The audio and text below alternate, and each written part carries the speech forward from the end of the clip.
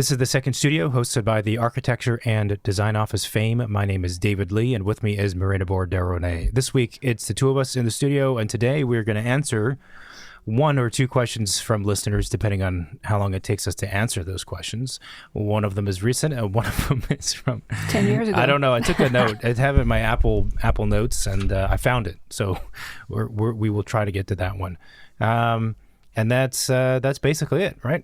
Yeah. Sponsors. If you need to get 2D or 3D as-builts of a project, then check out Canvas. Canvas is an iPhone and iPad app that you can use to scan a house, let's say, and it gets processed as an as-built file, so you don't have to do any measuring. The file formats include ArchiCAD, Revit, AutoCAD, Vectorworks, SketchUp, and others.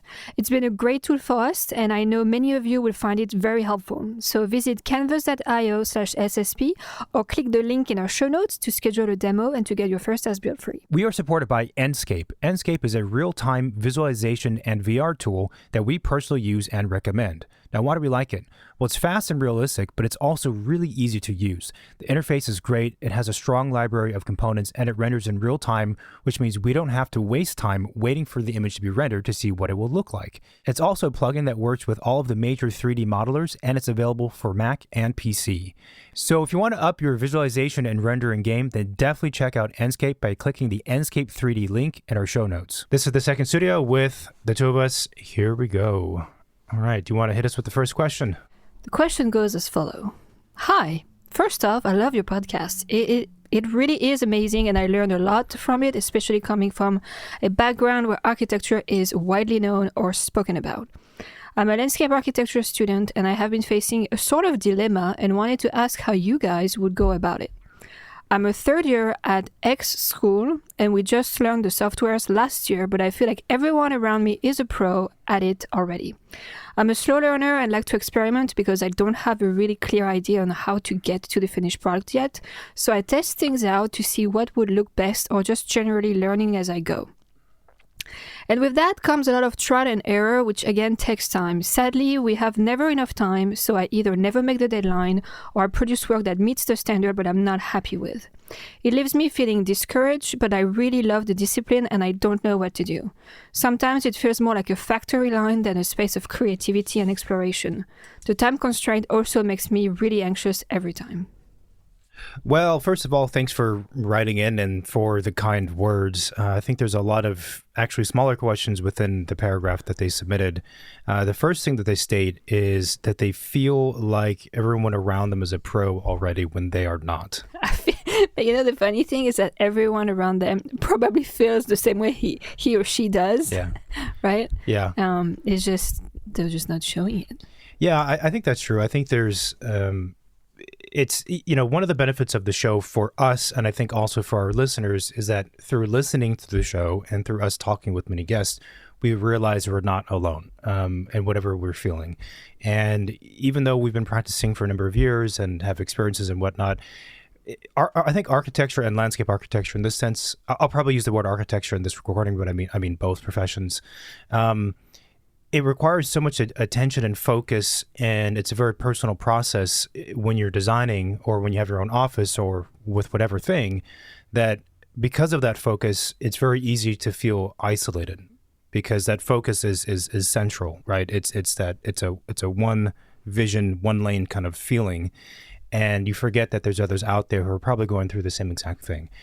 And this certainly applies to us in a professional setting. It also applies to students in a studio. It's very easy for students, even in a studio space, to at times feel like they are all alone. No one understands them. Others are advancing ahead of them. And it's easy to feel isolated, even though physically, again, you're sharing space with people.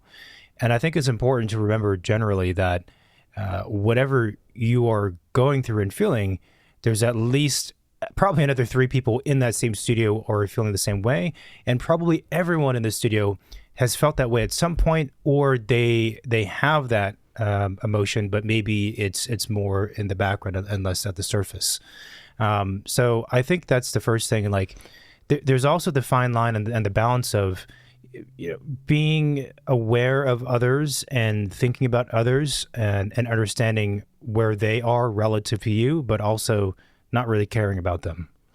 Yeah, I think also that, like it's the feeling of not knowing something or like not being the expert at it is a feeling that you're going to have your whole career, right? Like even if you master designing, office buildings, well, one day maybe you get another type of project and you've never done it and you feel like, a lot of offices know how to do them and you don't. And now what? It's a constant feeling that architects will feel forever, pretty much. Yeah. Unless you've done everything and you've lived 100 years, it will be there. So it's totally normal and you kind of have to get used to it in some ways. I think it also goes back to the feeling of imposter syndrome too, Sure. where you're kind of like thinking everyone around you knows what to do and you're there and you don't, therefore you don't belong there or maybe you're behind. But I think it also means that you need time, to get to the level where you need to be. Yeah, I think you touched on an interesting point, which we might talk about more in another recording, which is part of the nature of what we all do is just to be lost and to be, I guess you could say, brave enough to tackle new things. That's like by definition what design is. Yeah. Especially the easy example when it comes to practicing when you're trying to do a different project you've never done before. Any architect who's of value, or landscape architect, when they are approached to do a new project, they don't shy away from it. They go head on straight into it, and they don't care that they've never done it before. Of course, for the clients, it's a different emotion, but that's a marker of, I think, what it means to be someone in these professions. And when it comes to skill sets, it's, I've never really thought about it as the two being the same thing, but it is kind of the same thing, right? It's knowledge, right? It's knowledge you don't have regarding a X project type like I was referring to. It's knowledge of not knowing how to use this tool, but you have to trust yourself that you will figure it out. And I would also, yeah, go ahead. And I think also when you worry too much about the final outcome, that also blocks you from figuring out that new tool, that new knowledge, that new skill set. And it is more challenging when you're a student, though, because you are by yourself. In the professional setting, when you don't know something, you can't, in some ways, it's much easier to have the attitude of it'll be figured out. We will figure it out, because oftentimes you're not alone. You're in an office with people. So it's essentially kind of a group, what do you call it? Hive mind that you're part of. And then there's your community, your professional community outside of the office. And then there's all the consultants and other professionals that are on the projects. And like, it will get figured out. Like we will figure it out somehow, because we have to, as all of us collectively, as a series of a collection of professions, like we have to. I don't know, and now I'm thinking more about technical things, right? It might be me, it might be someone else in my office, it might be I speak with a colleague, it might be the contractor who's like, yeah, I think we should do it this way, or the engineer, or all of us, or it might be the client. But like, we'll get there. But I feel like that collective spirit could happen within this class, whatever class that is, right? Like if some students have, like quicker capabilities in learning and using the software, like they should be helping each other out, right? It's not like you're competing for the same job here. Like you're all trying to get to a point and graduate and learn the stuff. So it's not like there is only like 4 A's that could be given in a class, right? Like everybody could get A's. So it's kind of like where school is a bit weird, because sometimes it comes naturally, like students have affinity and they like start to help out each other. You have a friend that's really good at something and they're going to show you. But I feel like the class culture in school should also emphasize on that, like the collective spirit of helping each other out a bit more. Yeah, and I think it's up to the teacher to help cultivate that. I didn't really have that mentality in school, and that was one of the things I probably would have changed, is my own personal outlook in terms of being open or willing to ask other people how they did stuff. And in my case, I don't think it had to do with a fear of people realizing I don't know something. I think it was more to do that I just didn't trust anybody. And I'm thinking maybe more about design things and not kind of technical proficiencies. It's just, I think also part of what happens in design school is it is a very kind of emotional and personal and sensitive time. And you're trying to figure out exactly what works for you and how all of this works anyway. Yeah, I know, yeah. And it's almost like and that's why I think teaching also is, sometimes I feel it's very easy, but it's also really not easy because you have to be very careful with how you intervene and speak with students, and the touch points you have with them and how you say things and whatnot. Because it really can set a person down a wrong path for a project, or also just confuse them or make them feel depressed or motivate them or whatever else it would be. And I think for me, at least when I was a student, because I was very aware of like when you're in design school, for technical things and even not technical things, you feel like there's 100 different ways to do it, and you just don't know what is the right way. And you can ask for advice, but I always found that when I asked for advice, I didn't like the advice I got. I'm like, that doesn't feel right. Oh, really? And so I didn't trust anybody, which was maybe not the right kind of conclusion to come to based on the feedback, based on me not liking the feedback. But that also didn't allow me to probably ask for help as often. So anyway, to your point, I think just asking colleagues for help would be the best thing to do. And, I've been part of studios as a teacher where the class didn't quite click with each other. Yeah. And I've been have had studios where the students really congealed. And it's amazing how much more learning happens and how much happier everyone is and how much more creative they are. Like everything, all like the levels across the board, like again, happiness, mental health, camaraderie, skill level, technical skill level in design, interest, curiosity, and like everything just boosts. It gets like doubled automatically when you have a class that is, and I'm not saying they all have to be best friends, but they're just friendly toward each other and they feel like they're part of a group. Now we can achieve this thing together, even if it's not a group project. So, again, I think it falls on the teacher, but I as individuals, as students in a class, like you should not be afraid to like start that. And it's a weird thing too, in a studio of 15 or 20 or whatever the number is. It's kind of like lighting a little bit of a fire or kindling. Like if it starts right, it can kind of catch on, and then everyone starts to get into that mode. Because I guarantee you the sensation of being isolated on an island is shared amongst everyone. Maybe not in the same way for you. Like for this person, it's more of a technical proficiency or lack thereof. But for everyone else, there's something across the 12 different skills a landscape architect has to have that someone is feeling that they are not good at. And I think just talking about it it's fine. It's a perfectly fine thing. I also find that is one of the challenges with students is, unlike myself, who I just didn't trust people, I think other students are afraid because they don't want to seem stupid or sound stupid. I think that's also like if let's say if you're the only one in this class who's struggling, it's a bit hard to admit that, hey, I'm kind of struggling learning this software. Or if you're the only one who's always asking for help, maybe you're the only one who's always asking for help in this class, but maybe you can provide help in another class where you're actually doing much better than other people. Right? I think it's about finding your balance. But yeah, I mean, I don't know, maybe if I was a student in this position, the thing you could do if the culture of the class or the teacher is not like pushing, students to interact or help each other, and if the people in the class are reasonable people that you could be friendly with, I would probably raise my hand at some point or go to the teacher and be like, look, I'm having some struggle here. Like, is there a way that maybe like, I don't know, someone could give me a quick tutorial, or is there any tips that anybody could give me just to kind of like unstuck myself from this situation? I think it depends on your comfort level. You could ask directly your colleagues, but let's say you're a bit more I'm just making stuff up. I don't know this person, but let's say we can all imagine being in a studio and all the different types of people in the studio, and there's always one person who's like very introverted. They don't talk a whole lot. They're kind of socially awkward, whatever. Again, not projecting to this person. Just I'm saying there is that kind of individual. If you are that kind of individual, you still have a route because the teacher is the safe space. You just go to the teacher directly. You email them and say, can we talk? Or you do it via email and you say, like, I'm struggling and I think it'd be really beneficial for myself and other students in the class if we had if we dedicated some time in studio next week and we had one of the students who's really good at technical stuff with whatever programs, like just give a tutorial on how they do stuff. And that's like a win-win for everybody.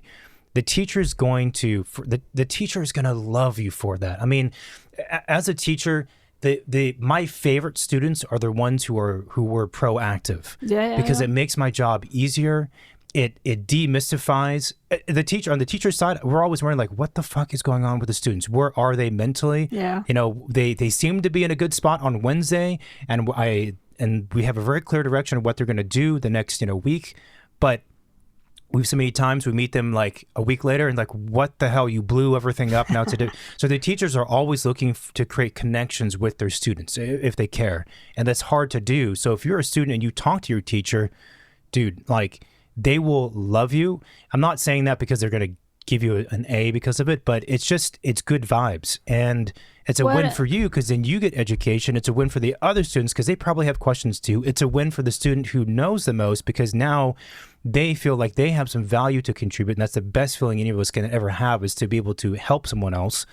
And also for them to have to teach what they know actually improves what they know, because it's hard to teach. Like, being able to teach something means another level of expertise that's way beyond knowing it for yourself. So, thinking about it, like, more of this stuff should have happened in studios. And from what I've seen, universities, certainly the universities I went to, and I think universities in general, the computer classes they have are a lot of times not quite like getting to the meat of it, because they're taught by teachers who don't know what it means to be a student and don't know what it means to... Who forgot what it means to start on something you absolutely you've never even heard of. That, and I think it's just different. Like, and most most classes, they have kind of like their recipe card on how to teach this class. Every year it's the same class, same number of students, and it's kind of like they just put out the card and teach the class, right? And I think also for them it's more interesting if, like you said, like each group of students is different, or they have different demand, or they have different questions or lack of skills or things that they need. You're paying for school, so let's get as much help and answers to your question to improve yourself as you can. Like, I don't think there is any shame in saying, like, I don't understand something, I'm not good at it. Is there any way I can get better? Like, do you have any tips? Because now it's the time, school is the time for that. I looking back, I would have done more of these things in my own studios. It felt like these types of what do you call it? Tutorial sessions took place, but they were like once, every blue moon, and it was like someone made an initiative, good on them, and then there was coordination between teachers. It became like a multi-studio thing. It was like a lot of like kind of not red tape, but a lot of organizational crap that got in the way. And I would be much more frequent and informal about it if I could go back in time and be like, okay, like I'm gonna arbitrarily say that this Wednesday of whatever month we're gonna have a 1 hour tutorial session. Who in the class feels like they're pretty good at X program? Okay, you're gonna present like how you work and just talk through some tips for half an hour. Even if the session is informal again, and that student is not an expert at teaching and they fumble, it doesn't matter. It's actually a good lesson for that student to go through too, to have to explain things, and good for the class. And then it can be also, general working studio time. So it's like whoever wants to come can come, and if you don't need to come, then you don't come. And I would honestly think about it, I would have done that like reoccur, like once a month, or studios now or not, depending on quarter semesters, like once a month or once every 3 weeks or something. Like we just have this hour thing. We book a room. Whoever wants to come from this studio, others can come, and just have them happen all the time and do multiple versions of it. If it's like Rhinoceros or SketchUp or whatever, like do that 3 times in a quarter. There's no need. That's what I'm saying too. It was always like this formal, like, okay, we're going to do it. Let's have a flyer and this is the date. It's like, but why? Why not just have this? Why not have sort of an in-between thing where it's not at someone's desk and it's not like a big formal thing, but somewhere between the two where we just do it reoccurring. And honestly, thinking about it now, it's sort of like you could do that with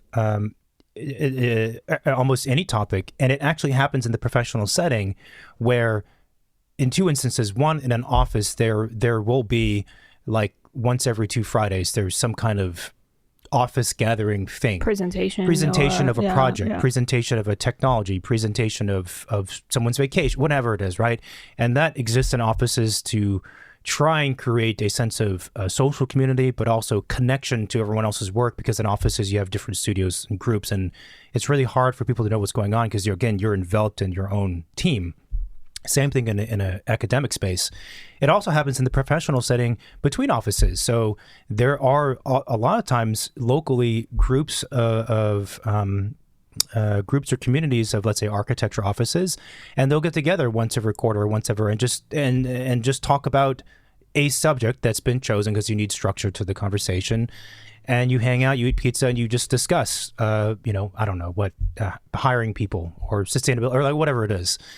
And that's a more formal thing because everyone's super busy in that kind of setting. But I think doing that can be very, very productive.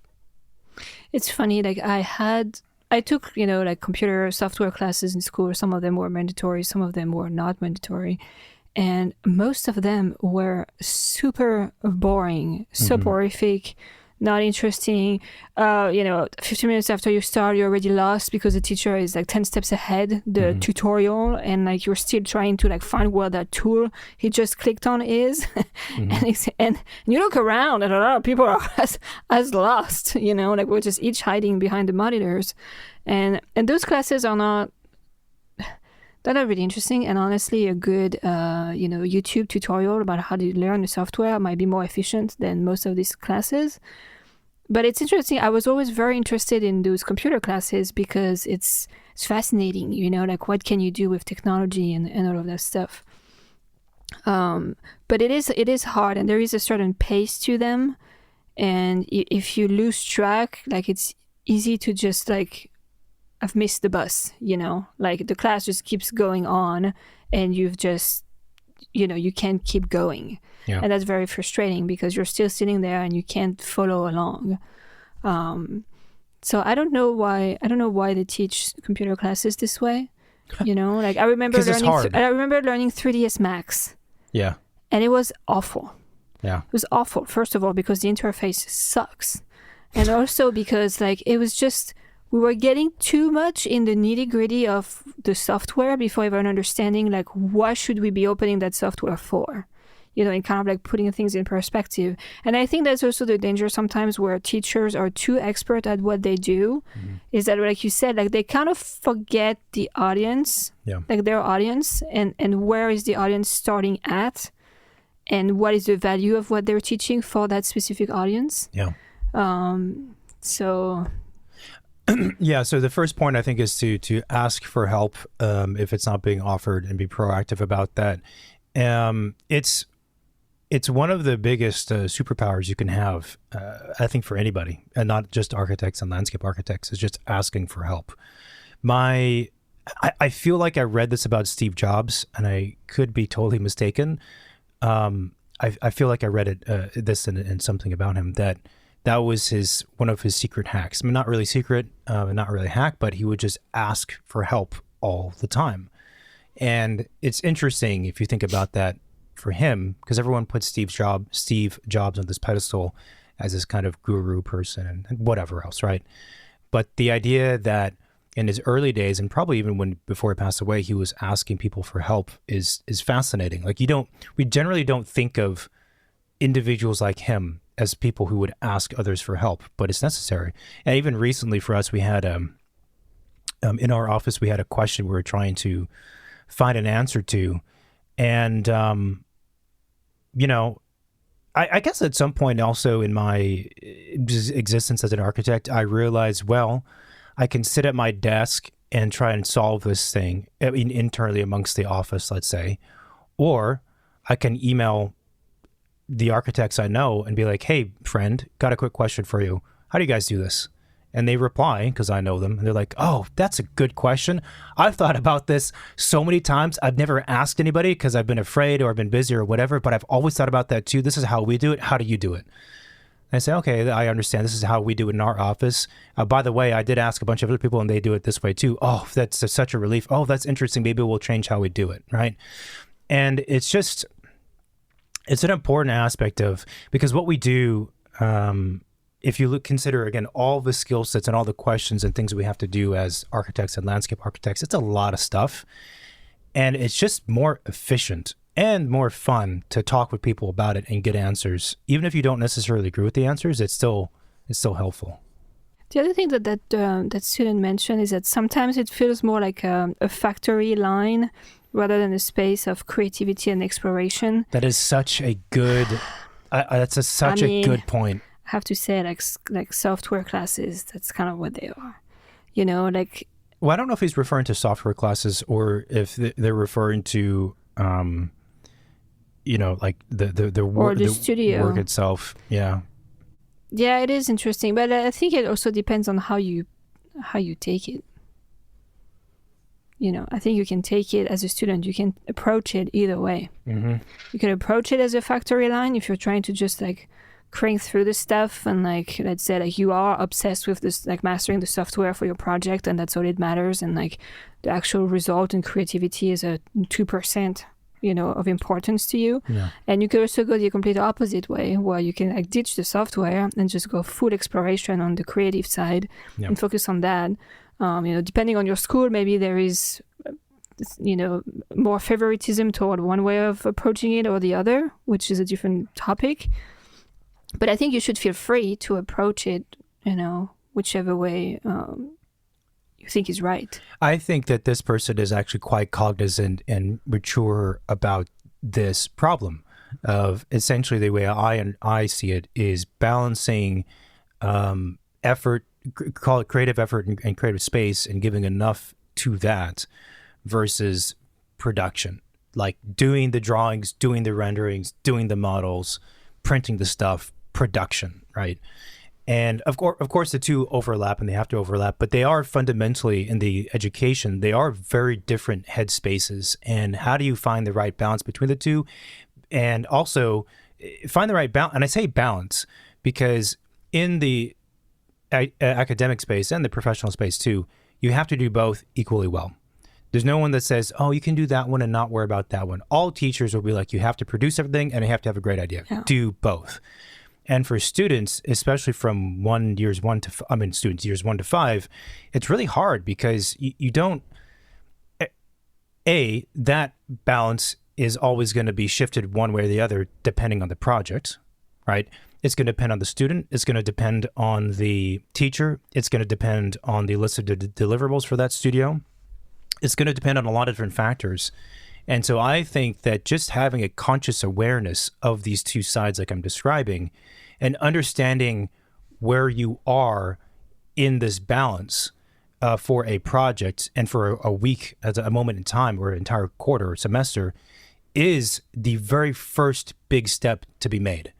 If you can be aware of this and think about it a little bit, I think it helps students tremendously. So I always feel that for students, it's not just about being like subjectively in the mode of learning. You also have to step back and think about yourself from a bird's eye view and think like, okay, how am I kind of self-critiquing and like thinking about your overall process and your education almost from an educator standpoint and think, okay, where am I struggling with? What am I struggling with and how and why? And is it more for these reasons? Is it other reasons? Is it because, as it happens with students, I had a family event, my grandmother passed away. It happens when you get to that age and I had to disappear for a month. Now I'm behind. Okay, let me kind of reframe my own expectations for what I'm going to do this quarter or whatever it is, knowing that I've lost a month of time because of this family event or for whatever other thing that's taking place, right? And I think that kind of level of awareness is important to be more efficient in learning things, and also perhaps most importantly as a way to not let yourself become depressed or what's the word they use? Depressed or kind of not happy with what you're achieving and doing. And that mental state is very important to having a positive mental state is a very important thing to have when you're learning. You can't learn if you're angry or upset or again disappointed in yourself all the time. It's not really a great place to be in. Starting from that as a way to motivate oneself, that's different. But to be in that state is something you want to avoid. So I think being again higher level understanding of these two sides and where you're at project to project, I think is the first step. Consciousness. The other thing that this person mentioned is that sometimes I never meet the deadline because there is not enough time, or I meet the deadline, but I do something really basic that I'm not really happy about. And I think it goes back to the balancing act between production and creativity, right? And it probably goes back to, in a way, make sure that you allocate enough time to both of these aspects to take place. So as a quick tip, which I think we've mentioned before, is managing your time and making sure that you're not, forgetting one aspect versus the other.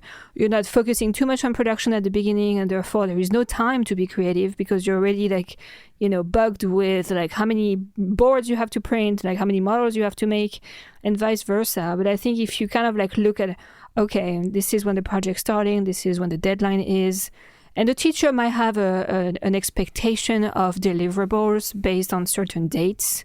And that's one thing that you should, probably somewhat follow. But I think being okay, I have 3 months to do this project. I know I'm kind of slow at making models, so I'm going to allocate 3 weeks to make the model. And this is when I will, maybe stop focusing on the design aspect and start the production aspect.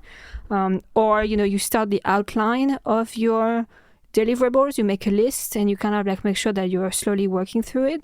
But I think thinking about the timeline, the production process, being honest with what you need more time for versus what you need less time for, and kind of make sure that you manage your time throughout is important to feel like you're sane. You're sane, you sleep, you're so somewhat satisfied with what you're producing in the end, and you're and yeah.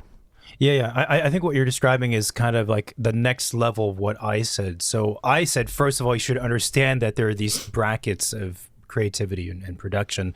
And you're saying one step further than that is for the project itself, thinking about how you're proportioning your time, right? And it's critical. I think one of the biggest mistakes, I think it's critical that's critical so that you hit deadlines, right? Yeah. So you finish your stuff and all that kind of stuff. But it's also, for me, as a person who doesn't like deadlines, it's critical because it will give you the mental space to enter a flow state for the thing you're focusing on. So, and I do that. I think any productive person does this. I do that in my own work. I will set aside time and say, okay, these next 4 hours, I'm not doing anything but this.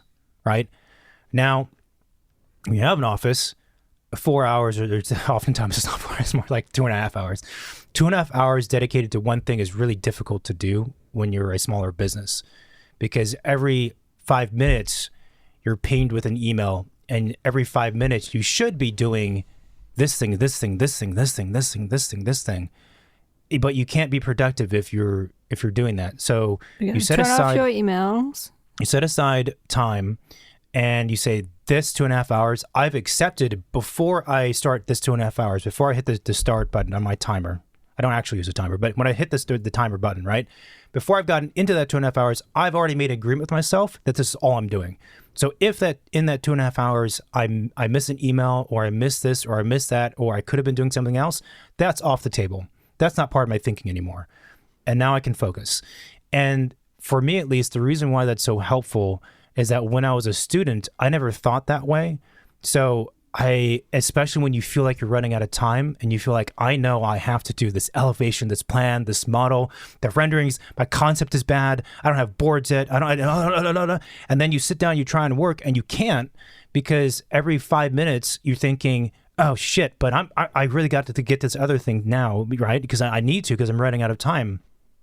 And the solution is partition it, right? And just say, okay, for the next day, I'm just going to do this thing, and I'm not worried about that other thing over there. It might even be in even more fine grain, like in the design.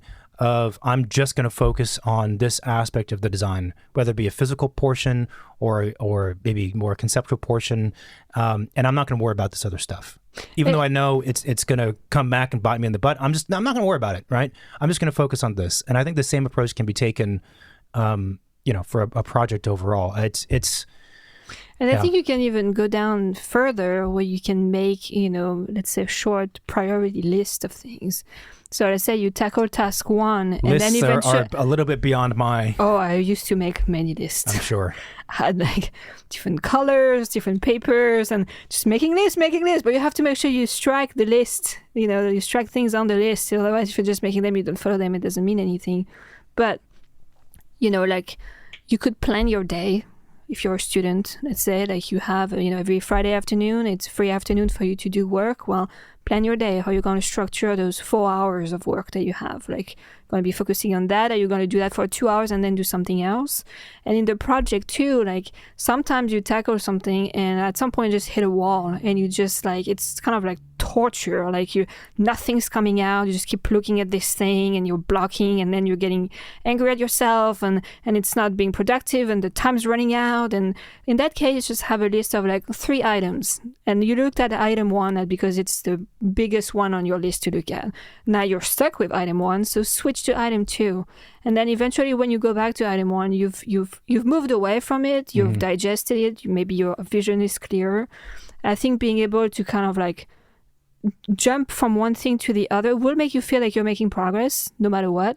And it will also unstuck you if you feel stuck in one of them. And now a little break for our show sponsors. Efficiently managing projects is essential for any office, but it can be challenging. Fortunately, Programma offers a solution. Trusted by thousands of designers in 75 countries, Programma allows you to manage all aspects of a project in one place. It features specification schedules, client dashboards, mood boards, product library, invoices, purchase order, and a powerful web clipper to save and integrate images from the web into your schedules, pinboards, product library, or image library. Click the link in our show notes to learn more and use the code SECONDSTUDIO to save 25% on your annual subscription. Hey Marina, would you like to get your as-built faster? Of course you would. IPX has you covered. IPX lets you seamlessly transform your laser scans into LOD 300 BIM and CAD files. Whether you've got your 3D scans already or you need the full laser scanning service, IPX offers instant pricing and order tracking for scan to BIM services on any project, no matter the size or complexity. Plus, your BIM files can be seamlessly transferred to Autodesk Construction Cloud, allowing your construction team to start work right away. Start your next project on the 50-yard line with accurate data by clicking the IPX link in our show notes and learn more. The Second Studio podcast is sponsored by Autodesk. And do you know about Autodesk Forma? Available standalone or as part of the AEC Collection software bundle, it's a specialized AI-assisted 3D design tool that can transform early project planning. With Forma, you can rapidly model multiple massing options at the start of projects and analyze the embodied carbon cost of different volumes, layouts, and material choices. You can then deepen your understanding of your sites by incorporating real-world contextual data for daylight, wind, noise, and more. So start your projects right with Autodesk Forma. Check out the link in our show notes to learn more. Yeah, and that's also this part of the conversation. This is why I said I think this student is actually quite mature and smart. I mean, to be honest, any student who's struggling, who then finds a podcast and reaches out to the podcast, that automatically makes you the 1% of people, right? I'm not saying that because we're a great podcast, but I'm saying that because it's just, to go on a slight tangent, it's the difference between all of the successful people and all the people who are, let's say, not successful or just kind of grunt workers, right? The first thing is that the successful people tried. They bothered to try, and then they kept trying. And that has nothing to do with talent or skill or anything. It just has to do with motivation. And that's the beautiful thing about life, and the beautiful thing I think about design and architecture and landscape architecture. You could just try really hard consistently and you will get somewhere because you will outlast and beat everyone else. If you think about it in a competition, it will work that way. It's parallel also. Like I was just talking to some students. I was kind of a guest speaker at a class about some things, including design competitions. It's the same thing with design competitions. Like I'm a big advocate for them, for students in particular, and I've given that kind of speech a bunch of times. And what separates the people who win the competition versus not, is not even so much that there is 1 or 3 winners and then the others who submitted lost. It's the winners, they applied when, and they actually did the competition when 99% of the others didn't even do the competition, right? And that is like the fundamental, that's the biggest difference. So the fact that this student, I guess these are words of encouragement, I guess. The fact they're even doing what they did already with this paragraph, and they're thinking about their work in terms of, sometimes I'm very aware that I can think creatively and do these things, but I don't meet the deadlines or the list of deliverables. Other times I meet the deliverables, but I don't feel like it's very good. You're already at that top tier, right? And it's just going to evolve. Now, to the point of them feeling like they don't have enough time to produce the work, I want to talk about that. So, from a first-person experience, I had the same exact feeling when I was in school. And I also want to say that I've been part of studios where I know for a fact, written in stone, objectively true, that it was not possible for, unless you were. But it's the same. It's the same with office and clients. You know, well, hang on. Unless you're like the 1 out of 10,000 genius people. Yeah. It's not possible for everyone to do this work. I've been in a lot of studios as a student that way, and I know what it feels like. And I look back, I'm like, there's no fucking way we could have done all this work. Like, it's not possible. It's totally impractical, right? And I've been there. It's because you have to hire freelancers to help you do the work. I've also been in a part of studios where the amount of work was like a quarter of that amount of work, and yet you have people complaining that it's too much work. Yeah. And of course, now I'm speaking more as a teacher, and I'm like, what the fuck are you kids complaining about? Like, this is, I'm not joking.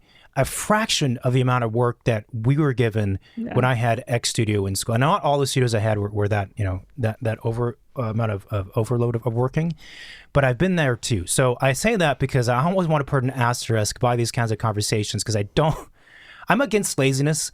I'm against people who complain when there's not that much to do. And I don't want to give ammunition to those lazy people.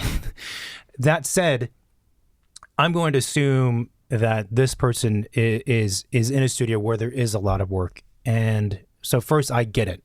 And when I was actually a third-year student also, coincidentally, and I might have said it on the podcast before, we had the studio, and it was a mental amount of work. It was too much. It was like we had reoccurring like weekly assignments that just kind of constantly happened through the entire quarter. Then we had like, a 3-week kind of assignment, and then also a quarter assignment, or we had like all these things constantly happening all the time. They were trying to weed out students, I think. That's part of the game. But it got to the point where we what happened? We as a studio, we took a field trip to I think it was to San Francisco, and we were touring an office. It might have been SOM. I don't recall. And SOM's like, big name office. And we got a tour by this guy who was a project architect, whatever, right? The usual kind of song and dance stuff. Oh, this is an office. This is how we work. And it's very important to work with, colleagues. I don't know, whatever things they said. And at the end, there was kind of an informal time after the tour where we're just kind of standing around waiting to go to the next thing, because it's a part of field trip, so there's gaps. But we're in their office still. So I go and approach the guy at SOM by myself, and I want to talk to him one-on-one. I didn't want to talk to him with other students. Actually, I didn't care if other students were around, but I didn't want to talk to him with the teacher there, because I didn't like that teacher. I thought he was full of shit. I still think he's full of shit to this day. He's full of shit. Fuck him. Like an asshole. And so I go up to the SOM guy, and I ask him basically the same question. And I said to him, I have a question for you. Like, I'm a third-year student. You know this. I'm working really hard in my studio, and I'm just having a really hard time. Like, I can't complete the work. Like, it's just, I try, I'm working. I don't know what to do. Do you have any advice? And he told you, me too. And so, I'm like, how do I handle this? And I got to that point, probably to where this listener is, where I didn't know what to do. And everyone else in my class felt the same way. We were all like, filling a glass of water, like over the brim. We're like full. We were just like struggling here. We're drowning. So I go to him and I ask him, thinking, we have time to kill. It's an SOM guy. The teacher happened to be standing there. I'm like, fuck it. I'm going to ask the question anyway. I don't care. And it's sort of me also critiquing the class. I'm like, this is too much work. Like I can't handle it. And other people can't handle it too. The thing I remember is the teacher didn't even allow the SOM architect to really answer, because they kind of like laughed at my question, kind of laughing it off, and then giving some bullshit answer to my question, which I was annoyed with, because I'm like, bro, I'm not talking to you. In my view, you're part of the problem because your feedback sucks. You're giving too much work. And I think giving too much work can be productive, but this is like insane. Yeah. And I'm asking him, clearly. I'm not asking you. And I will never forget that teacher basically prevented me from having a conversation with this architect. Maybe that architect would have had a great answer, maybe not. Maybe the answer would have not been helpful at all, but the teacher didn't allow that conversation to happen.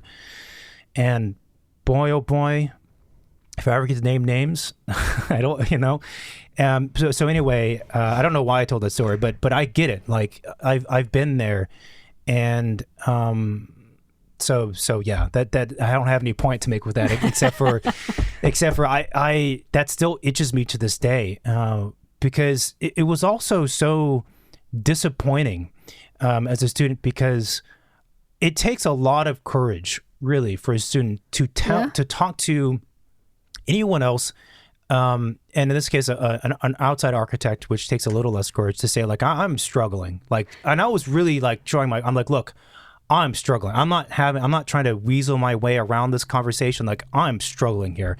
And it takes even more courage, I would say, to do it in front of a teacher, and then have the teacher kind of laugh it off. It's like, you're a dick. Yeah, like, this person should not be a teacher. But, you say it takes courage to kind of like come forward. And it takes courage to come forward in any situation, right?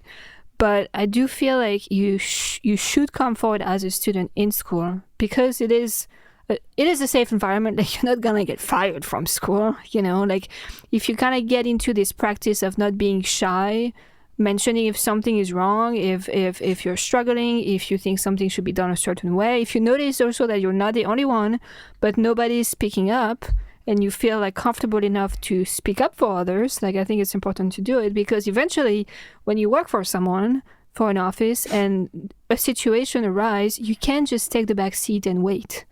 And you have to come forward. You have to tell people something's wrong or things need to change, or you have to leave, right? And you kind of have to learn on how to take those responsibility for yourself and basically become an adult and not be scared.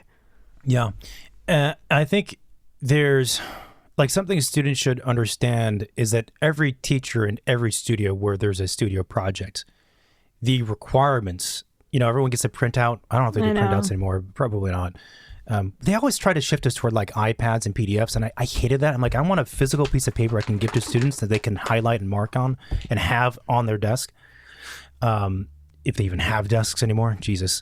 But there's always a printout saying like, these are the course objectives, that kind of like stuff, right? Which is really kind of a top-down thing, and from the university. The requirements and objectives and the goals, right, are always the same, which is you have to be stellar at everything. Okay, so, and I'm not saying it shouldn't be that, but let me be very realistic and transparent with you, listeners. All the teachers know the chances of that happening for a student across a 20-person student class is there's going to be like maybe 2 or 3 who can do that, and the rest won't. The rest will be, even if they're all trying hard and they're smart students, will be deficient somewhere across the half a dozen things that we're expecting you to achieve. So the reason why I'm saying that is, I suppose there's some level of comfort that can be taken knowing that failure is built into the curriculum. Of course. Yeah. It's built into it because we are demanding from you. You do all of these things, and it's not going to happen. It's not going to happen, dude. It's not going to happen. In an office, it's going to happen, but in a student setting, unlikely it's going to happen unless you're that, the few students I mentioned. So that doesn't mean that you should not try. It doesn't mean that you're going to automatically get an A. Everyone gets an A now. It doesn't make it that you have less responsibility. But I think like you should realize that, and it goes back again to understanding for yourself, for your own education, for that day, for those 2 hours, for that week, for that quarter, for the entire 4 or 5 years you exist as a student. What are you trying to learn? And then knowing, okay, I know that I don't know this thing, and I need to learn this thing for this project and for other stuff. I'm going to give myself the time and the space to do it. And I know, therefore, in the end of this, I might be, a little bit more deficient in this other category of the project criteria because I've spent currency on this other thing. I've spent time on this, right? And I've reduced time being spent for this, design quality or whatever it is, or the renderings or whatever it is. And in some ways, I'm kind of like okay with that because I know over the long term, this is what I really need to know. If I don't do it now, then when am I going to do it? And that's not necessarily... I think it's true. I think it's valid. I think it's productive to understand that. I'm not also saying that if you employ that thinking and you tell a teacher that they're going to be understanding of that, because some teachers, their mentality is to not be understanding. And again, it's just to like be like a hammer and just constantly say, no, be good at all 6 things, be good at all 6 things.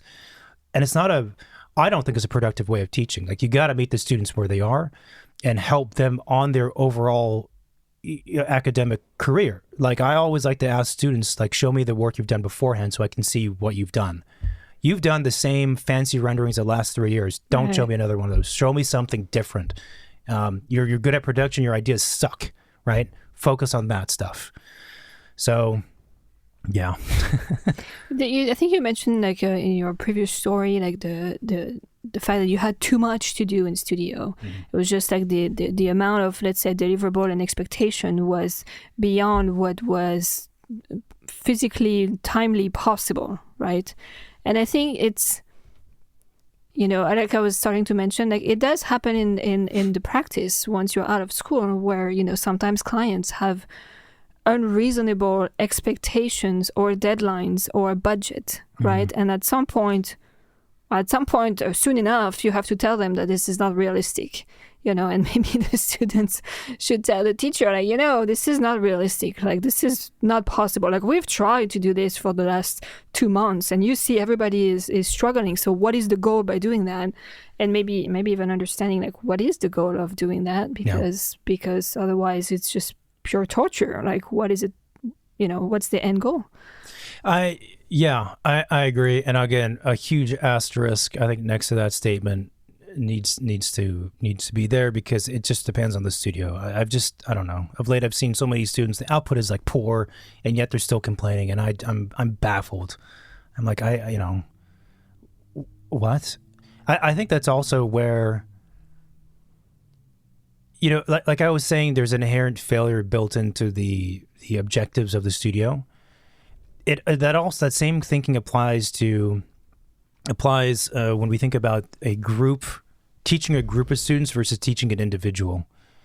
If the teacher was responsible for just teaching one student and writing a project for one student and writing a schedule for one student, customized, right? Things would maybe feel better for that one student. But that's not the case. Like we teach in classes of 20. And we have to have a class-wide schedule. I can't have students who are submitting materials on different deadlines. Of course not, right? But every student works at a different pace and ideas hit them at different times too. And I think there's also some, again, inherent friction built into the way a lot of studios are taught with that. So for example, it's a trend now these days, but when I was in school, I had a fair number of teachers where the class was very structured. So every 3 weeks, we had a deadline for X part of the project. In some cases, it was like, okay, first 2 weeks, you're going to look at a detail of the project. And the next 2 weeks after that, then you look at, a room in the project. And the next 2 weeks, you look at the overall floor plan. And the next 2 weeks, it's the overall site plan. Or another studio, instead of being from small scale to big scale, which I never understood, it's like, okay, now we're going to look at facade. Then we're going to look at site plan, and then facade, and then program, and then structure, and it's all very organized. And despite my many criticisms with both of those studios, The reason why teachers attempt to have this kind of structure, one of the reasons, is that they want to keep everyone on pace. So it's like, just focus on this 2-week deadline and hit it. Then I know as a teacher and you know as a student, you've produced, sort of like what I said before, like you're focusing, you're partitioning. Now you know you've done a facade. Now you can move to this thing. But the problem when you try and micromanage design in that manner, it's obviously what I just described is ridiculous. It makes no sense. Like, because every student works, every designer, architect works differently, especially students, and also those studios. It's like, why are we starting with a detail when we're designing a museum? What is that about, right? Why are we starting with facades when we're designing, whatever it was? And so, but anyway, so there is some inherent friction because the teachers are having to successfully sometimes and unsuccessfully placed overall constraints on the studio, which don't align with where the students are at from one week to the next. Again, I don't have a solution to that, but I think just being aware of that's just part of the situation. I think helps put. But I think you could. I mean, I have never taught a studio, so what do I know? But I feel like you could.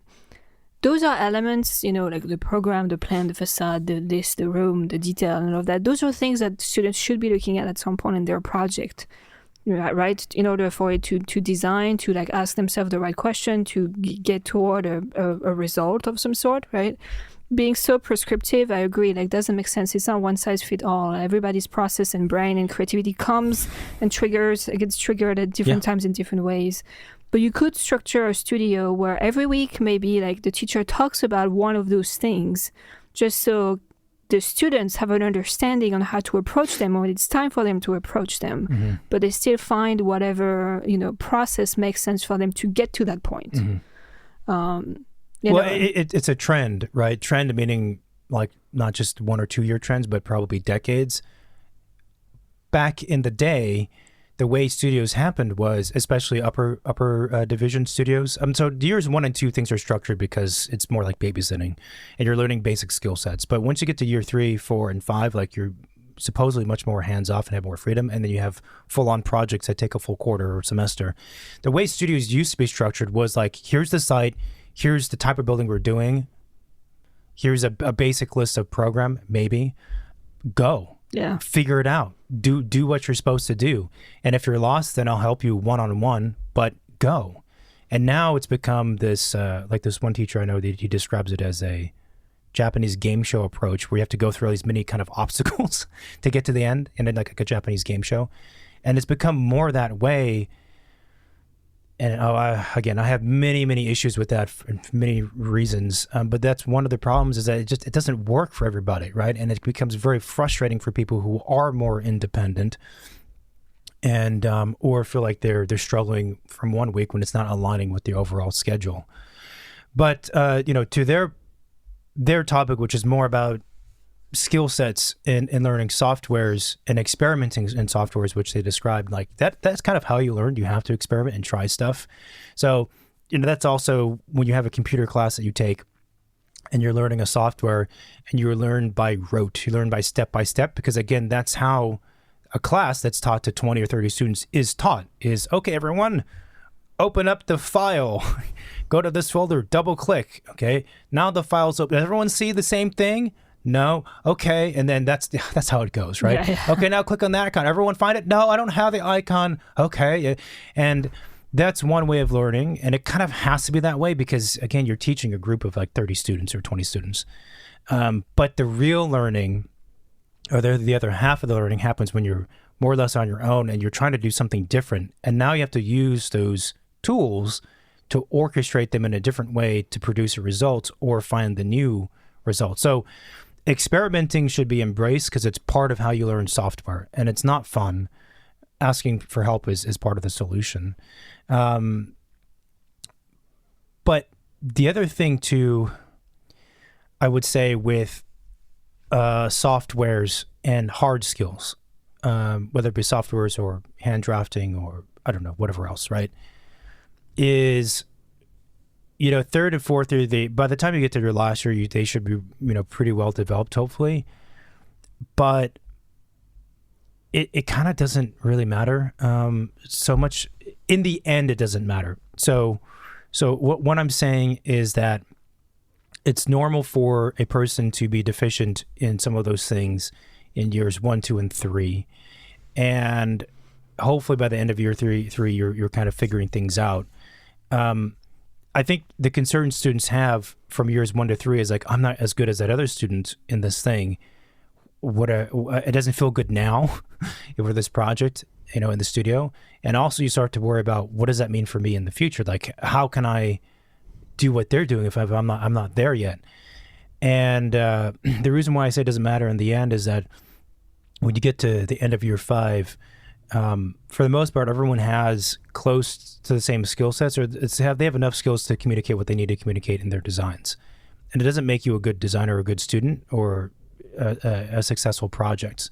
Like, what I'm saying applies maybe more so to maybe years 1 and 2, where first and second year students are concerned, oh, wow, that person knows how to draw stuff. They know how to sketch. They know how to paint. They know how to do floor, whatever. I'm like, yeah, so what? By the time you get to year 5, it's not going to matter. Everyone will learn what they're going to learn. And again, by the time you go through 5 years, it has more to do with, were you consistent in making an effort in building your skill set and trying and caring? If you are, then you're going to come out on top over the course of 5 years for your education, or 6 years if it's a 4+2, over the course of your career. So there is some kind of comfort again about that, right? Like, don't worry too much if right now, as a years 1 to 2 and also 3, that you're not as good as someone else. It's like, if you apply yourself, you'll learn it, and then you'll be fine.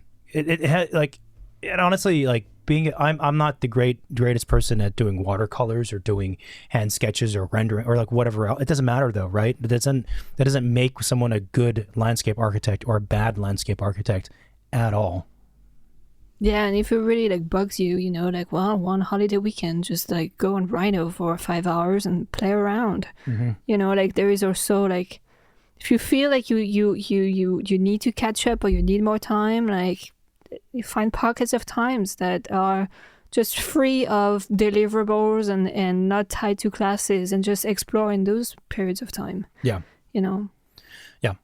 Which is hard. I mean, when you're a student, like, you're busy, your schedule is busy, you need to sleep, you need to rest. But if there is a holiday or something, or spring break or summer break or whatever, just have fun. Like, explore things in a way that is not tied to a demand that someone made for you to do. I think also, like, I think a lot of this conversation has been essentially saying, choose and focus your efforts, intelligently. And I think that also applies to, let's get more specific. So let's say there's the final due deliverables includes, 2 24x36 boards, and on there's again half a dozen or a dozen different things you're supposed to put on those boards plus a physical model. It's like pretty standard kind of stuff, right? Again, be very aware of spreading yourself too thin, and I think that's the worst thing you can do in terms of production. So if you're supposed to have, let's say, 3 perspective renderings, either computer renderings or hand render, whatever, 3 renderings, right? And you're like, and you think to yourself, how the heck am I going to do 3 renderings? Because they want a first person rendering from the entry, one inside of the project, and then an arrow one. And you're like, how am I going to do this? To be honest, and this actually goes for all presentations to clients and competitions, when you have very real deadlines, you pick and you choose and you focus your efforts with the time you have, because there's never enough time. So in that case, I could see one example, and I've done it before, and I've advised students before, even my own students, choose the one that's going to be the most important of those 3. And it depends on the project. And I'll tell them, make this one like 95% good, like almost as best as possible. The other 2, I want you to have it, but those can be more like outline sketches, right? And what you're doing in that case is you imagine the 3 renderings, right? You have one rendering that conveys, again, 95% accuracy of what you're trying to convey. And you spent 95% of your rendering time on that one image. And the other 2 are just like outlines. But guess what? As an audience, as a jury, as a critic, as a client, when I see that killer rendering, I'm like, okay, I get it. This one it makes the most sense for you to render because it conveys your project, but I also see what you're doing here. I can take that visual and apply it to the other two renderings. Especially in a professional setting, that's difficult to do. But in an academic learning setting, I think it's totally acceptable, because then you're going to get really good feedback. And also it's proven like, well, you can actually do it and you can communicate stuff. And the idea is good. All these other things, you just ran out of time. And as a teacher and as a critic on presentations, I'm like, fine. Like, now quarter's done. Spend the break you were referring to. Do the other two, right? Round it out. The worst thing you can do though is pin up all of the deliverables and have them be at like 15% completion, because now you're not conveying anything. Again, even when you step further back, the whole point of a presentation and a project is to convey the essence of the project and basically the idea. Convey that and how you're doing it, whatever manner you need. And you can pick and choose in the deliverables to focus on them and say, I'm going to put a bunch of time into this one and less than others, so I make that point really, really clear. And it's more than acceptable to do that. And actually, to be honest, a lot of the studios I taught, that's one of the biggest mistakes students made was they were trying to do everything. And I would tell them, I always had, like, as a teacher, kind of two roles. One is a teacher saying, like, again, we all have to do everything perfect, and this is our schedule. And then there's another side to the teacher saying, like, you don't have to do everything. Like, focus your time on this. And usually I wouldn't have that dialogue with a student until we were crunch time. I don't start with that at the beginning of the quarter. But it's an important lesson. I really think it's an important lesson, because you can't learn and build off of the things you've done unless you have a concrete thing. And it's better to have one concrete thing. I have two looser ones rather than have three that are crap. I mean, you should do everything. It's just not everything has to be done to the same level of execution. Mm-hmm. And it's the same thing in practice. Like, you should have all of your drawings in your construction set, but they're not all going to be drawn at, an inch scale with all of the details, right? Like, you're going to have some that are, much, much simpler in what they're showing, and some that are going to get into the nitty gritty and very small dimensions, because you need to get down to that level of precision. You mean in terms of diversity of deliverables? Not execution level. CDs are fully done. What do you mean? Yeah, I mean, like your example of rendering, like one is more of a sketch, the other one is like a full-blown, hyper realistic rendering. It's the same, like, when you do the construction drawings, not every drawing is detailed to the same level. So if you compare a wall section that's extremely detailed to the hyper realistic rendering, you're going to have drawings in your CD set that are more like a sketch, like a building elevation that just shows like how many windows and what kind of materials you have. And then you have other types of drawings that show different types of information. And that's interesting. The way I would kind of understand, I think I can see the tie. In my view, though, one example is about three call them drawings, images drawings, that are the same, but you are choosing, for the sake of time and the sake of education, to make one really good and then still do the other two, but just put less time into it. I think what you're describing, though, is the value of understanding that different deliverables and drawings convey different things, and understanding what they bring to the table. So that's how I would understand it. Like, not all, and that maybe to me gets more to the point of. But I think it's the same with the renderings, right? I mean, you can have three different views of the project, but really, like, there is probably only one that shows what the project is about. I don't think you need the three of them to be equally done in the same way. I think it's also easy. It's easy for students to not understand in the overall presentation across the different deliverables which ones are more important for them for that project and for their own education. Layered on top of that criteria on top of this as well. And again, spreading yourself too thin to producing things that are redundant. Like, you don't need to have three images and drawings, even if they're of different types, that say the same exact thing. That's not helpful in a design presentation. And the reason why now we're talking about presentations and understanding what's valuable in them is that buys you time, right? If you can be efficient and understand clearly what is in the presentation and do only that, now you've bought yourself probably a few extra days or weeks of time instead of spreading yourself too thin again. And there is a parallel between that and the CDs, and that in construction documents, everything in the construction every drawing in the CDs conveys something different. And actually, as a principle, you don't want to have redundant information in a construction document set for the sake of work efficiency, yes, but also because it creates confusion. So that's just a general rule when you're doing CDs: is you don't double up information, because it creates confusion, and also because if you say something here, you say the same thing again on another sheet, but you say there's a typo, now again you have problems. Yeah, and I think that's where the list of deliverables sometimes throws off students, because they don't know the hierarchy of those deliverables. Hierarchy, yeah. Or what it means to their project, let's say a basic site plan, like a really, really big scale that shows the building and like a teeny tiny thing. You don't need to spend like a week drawing that and having all the buildings around perfectly accurate. At this point, it doesn't really matter, right? Like you should focus your time. Project.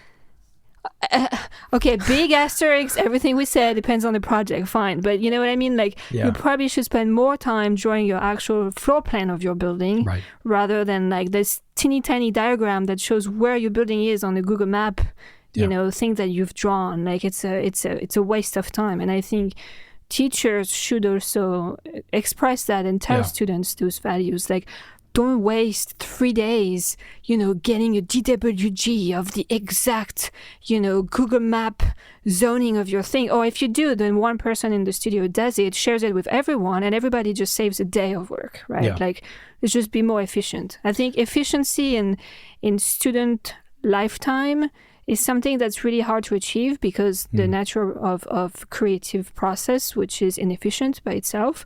But I think there is pockets of efficiency that could be found, and it's either encouraged by the teacher or the students have to find those pockets of efficiency.